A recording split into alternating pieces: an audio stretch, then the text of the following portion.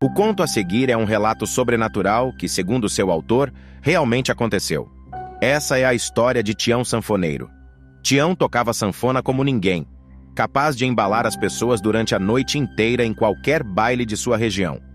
Além de ser bom no instrumento, Tião também era ótimo para conversas durante as noites em torno da fogueira. Foi em uma delas que ele nos contou sobre sua curiosa aventura sobrenatural. Quando questionado sobre o motivo de sua orelha esquerda ter aquela deformidade, como se tivesse um pedaço da ponta superior arrancada, Tião contou que quando era mais novo costumava praticar as modas da sanfona tocando em um cemitério próximo à sua casa. Ele passava horas tocando até que, após alguns meses, aprendeu a tocar bem e decidiu não mais treinar no cemitério, pois estava pronto para se apresentar em alguns bailes. E assim o fez. Passadas algumas noites, Tião passou a ter aterrorizantes pesadelos. Ele sonhava com uma voz grotesca que dizia: "Tião, ô Tião, Tião, por que você não toca mais para a gente?" Ele acordava assustado e com o corpo todo suado.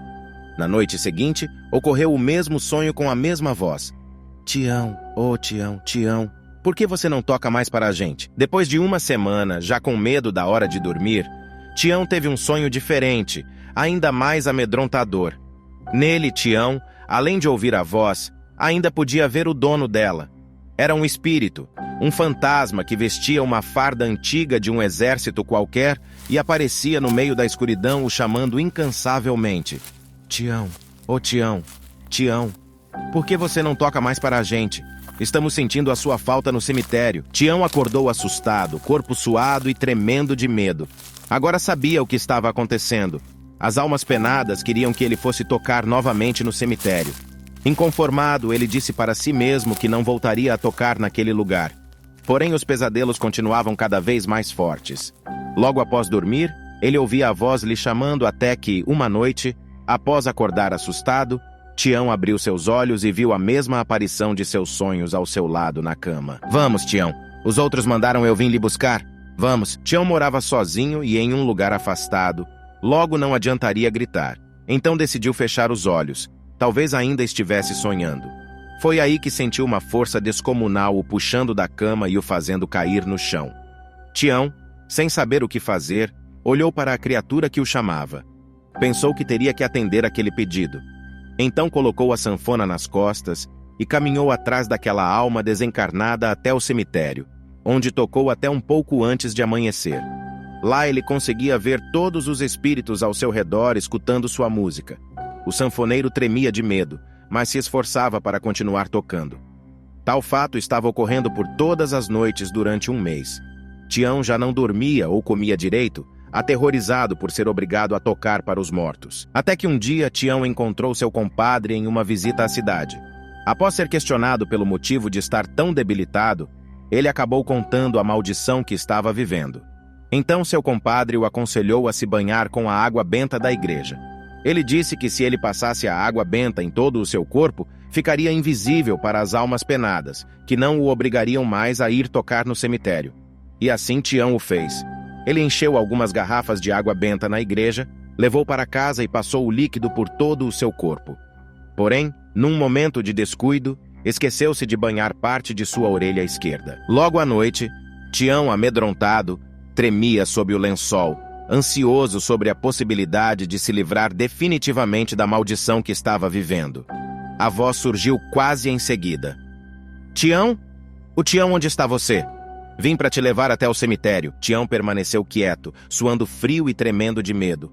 "Ô Tião, onde está você?" Parecia que realmente o espírito do morto não conseguia vê-lo. Tião via a criatura ao lado de sua cama, mas parecia que ela não sabia que ele estava ali deitado. "Parece que o Tião foi embora", disse a alma penada. "Mas a orelha dele ainda ficou aqui. Vou levá-la para que os outros acreditem que Tião se foi." E num gesto agarrou a orelha de Tião e com uma força descomunal puxou parte dela, arrancando todo o pedaço que estava exposto. Depois dessa noite, Tião nunca mais teve que tocar para os mortos no cemitério, mas até hoje mantém a cicatriz em sua orelha, que falta um pedaço como se tivesse sido arrancada. Segundo ele, esta é a prova sobre a veracidade da história onde ele passava a noite tocando para os mortos. Bons pesadelos. Vamos para o segundo relato. Já era bem tarde quando Mayara saía da casa de seus avós, que ficava a algumas quadras de distância. Ela estava sozinha naquela rua deserta. Já era tarde, e ela havia passado o dia brincando com seus primos. Indo embora, seus avós até tentaram pedir que ela ligasse para sua mãe, mas ela não quis. Já na esquina, seu avô a chamou e disse para não assobiar até chegar em casa. Antes que ela pudesse perguntar o porquê, ele já havia entrado em casa novamente. Continuando a caminhada, no caminho as palavras de seu avô ecoavam por sua mente inquieta a cada instante que seus olhos percorriam sua volta, assustados. Ela queria desafiar o sobrenatural, queria saber o porquê de não poder assobiar. Começou então com uma canção que veio à sua mente, mas que ela não conhecia. Não se lembrava de onde era. Era uma música estranha, mas como se ela já a conhecesse há muito tempo. Ao terminar, nada aconteceu, como ela já esperava. Entretanto, algo estava diferente. Foi quando as luzes da rua se apagaram, um blackout. Ela se arrepiou nesse momento. Em seguida, as luzes das casas se apagaram. Ela tentou pegar o celular para chamar sua mãe, mas estava sem bateria. Foi quando a temperatura subitamente mudou de um clima fresco de primavera para um frio de inverno. E começou aquela risadinha, como a de uma criança. Aquilo não a assustaria normalmente, porém, dadas as circunstâncias, ela ficou paralisada no meio do caminho, e a luz de um poste acendeu. Ela ouviu um riso se adentrando no terreno que havia do lado esquerdo da rua. Ela foi atrás do riso. Não era curiosidade. Era como se algo a chamasse. Um impulso, a luz se apagou novamente. Ela fechou os olhos e assobiou. Ao abrir brevemente seus olhos, estranhando o fato de haver um silêncio perturbador, ela viu algo simplesmente horrível. Um ser magro e corcunda, alto. A cabeça estava oculta pelo escuro da noite, mas os dois olhos pareciam vibrar, e a boca tinha dentes grandes e tortos. Estava escuro demais, mas ela conseguia vê-lo. Quando a luz voltou, a coisa sumiu, e ela correu como nunca correu antes. Nunca mais desafiou o sobrenatural, nunca mais assobiou. Todas as noites antes de dormir, ao apagar a luz, ela ouve o mesmo riso daquela noite. Vamos para o terceiro e último relato, a Estrada Maldita. Era uma noite escura, chuvosa e fria.